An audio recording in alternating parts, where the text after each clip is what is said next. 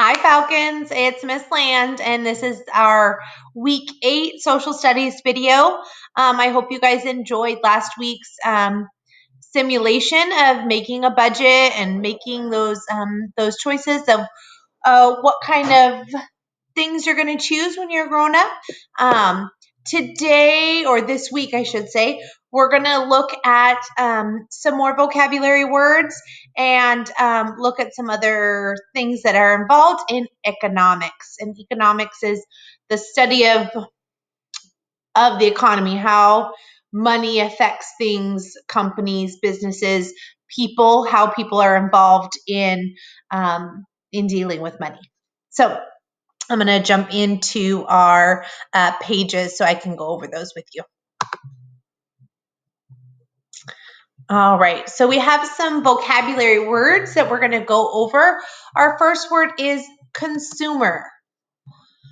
A consumer is a person, and particularly the consumer is the person that uses the goods and services to satisfy their wants and needs. So when you are the person that is buying something, from somebody, you are the consumer. You are the one that's paying it, and you're using up the thing that the company or the business or the person is providing for you. So the consumer is the one that's buying. The producer is the people that make or provide that good or service. So remember, the good is the thing that somebody is buying. The service is something that they're doing for you. So consumer is buying the goods. The producer is the one that's making the goods. Supply. Supply is the amount of product that businesses are able to offer for sale. So if I own a company that made candles, and it takes us each day, we can make 10 candles, right? So that means we can make, and there's 30 days in a month. So let's say we can make 300 candles every month. That's the amount that we can supply, that we can put out there for businesses to sell, right? But let's say lots of people like my candles. Lots of people want my candles. That is the demand, the amount of products that people want to buy. If nobody likes my candles and I'm making 300 candles every month, maybe that's too much and the supply grows too big. Or maybe my candles are so popular that there's 500 people that want to buy my candles every month, right? So supply is how much the company can make and offer for sale or chooses to make. And then demand is how many people want them. So right now, there is a large amount of demand for hand sanitizer, for toilet paper, for paper towels and things like that, cleaning things, because we are at home more than we normally would be, and we're cleaning things a lot more. We're washing our hands more. That results in a higher demand for those things. But the companies may not be able to increase their supply as much as the demand. And that's why when we're going to grocery stores, sometimes we're seeing that they don't have some of those things that have a very high demand. Okay, so if you want to choose to pause your video and finish correcting these at this time, you can. If you are in the packet, this activity is on page 27, and the answers are labeled with shapes on your packet.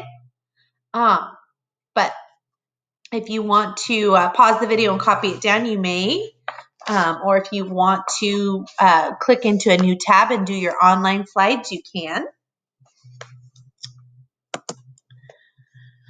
Our day 2 social studies activity is simply putting together, you are a consumer. You are a person that uses or buys goods and services. Your family buys and uses goods every day.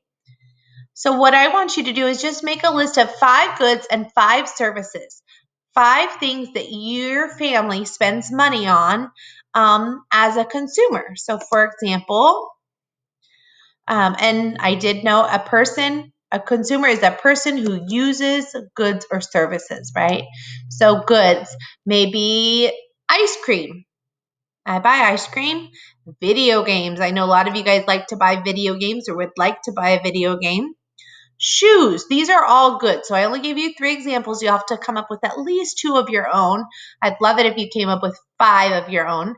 But any item that you go and buy, that's a thing, right? That is a goods. Services. That's something that you pay somebody else to do for you. So a haircut, a car wash, pizza delivery. The driver that goes and delivers your pizza is providing a service, right? And right now, these services are actually very hard because we're not in contact with people because of social distancing. Think of all those things that you're missing out on that people would normally provide that service for you. So 5 goods and 5 services. Again, if you want to pause this and complete this activity, you may, but I'm just going to be running through each of the activities you're going to do this week. The next one, again, we're sorting goods and services. So if you're on the computer, you'll simply go, click, and drag and drop it into the correct side. If you're on the in the packet, this is on page 29 of the packet. And you won't be able to cut and paste it because there's a quiz on the back of the page, but you can maybe just draw arrows to which side it would go on. So trash pickup, right? That's somebody that's providing a service. They're coming to your house, taking your trash and taking it away. A soccer ball, that would be a good, right? That's an item. That's a thing that I buy. Doctor service. The doctor is a person. So the doctor is providing you a service. Remember, if it's a person that's doing something for you, that's a service. If it's a good, an item or thing that you are buying, right? That would be a good. So you'll sort through all of these things. If you have any questions, feel free to ask. Probably the trickiest one is electricity. And electricity is a thing, but it's a service. Like there's people that run the electricity and provide it as a service.